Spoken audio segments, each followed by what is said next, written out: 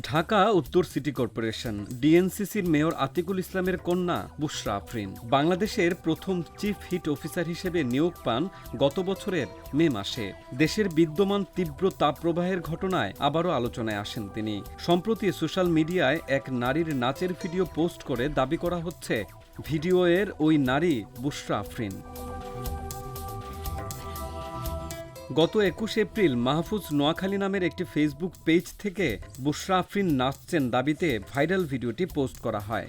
২৪ সেকেন্ডের ভিডিওটিতে দেখা গেছে ঘরোয়া পরিবেশে ওই নারী নাচছেন, মাঝে মধ্যে আরেকজন নারী তাকে সঙ্গ দিচ্ছেন। তাদের ঘিরে বসে আছেন আরও কিছু নারী শিশু। ভিডিওটি পহেলা মে রাত ৮টা পর্যন্ত ৯,৬০,০০০ বার দেখা হয়েছে। ভিডিওটিতে রিয়েকশন পড়েছে ৮,০০০-এর বেশি, কমেন্ট পড়েছে ২ শতাধিক। এসব কমেন্টে ফেসবুক ব্যবহারকারীদের কেউ কেউ দাবিটির সত্যতা নিয়ে সন্দেহ প্রকাশ করেছেন। তবে অধিকাংশ ব্যবহারকারী ভিডিওটিতে থাকা নারীকে বুশরা আফরিন ধরে নিয়ে মন্তব্য করেছেন।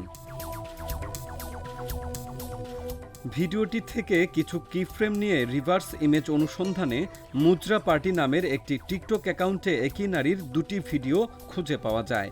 ভিডিওগুলো ২০২৩ সালের ২৭ আগস্ট টিকটক অ্যাকাউন্টটিতে পোস্ট করা হয়। তবে ভিডিওগুলোতে নারীটি সম্পর্কে এবং ভিডিওর স্থান সম্পর্কে কোনো তথ্য দেওয়া হয়নি।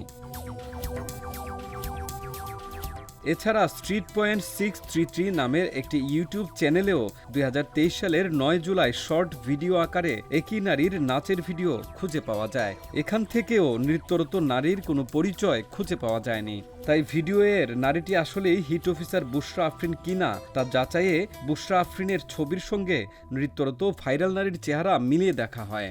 সংবাদ মাধ্যম সূত্রে পাওয়া বুশরা আফরিনের ছবির সঙ্গে নৃত্যরত ভাইরাল নারীর চেহারার মিল পাওয়া যায়নি। অর্থাৎ ইন্টারনেট থেকে এক নারীর নাচের ভিডিও নামিয়ে সেটি ঢাকা উত্তর সিটি কর্পোরেশনের অর্থাৎ ডিএনসিসির চিফ হিট অফিসার বুশরা আফরিনের নাচের ভিডিও দাবিতে সোশ্যাল মিডিয়ায় প্রচার করা হচ্ছে।